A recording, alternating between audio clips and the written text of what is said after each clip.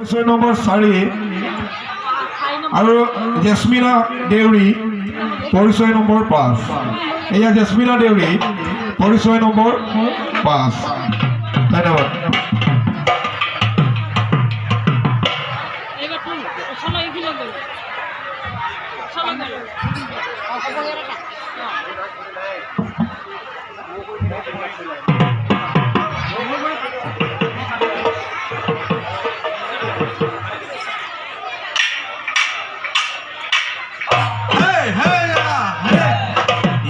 যায় আহিল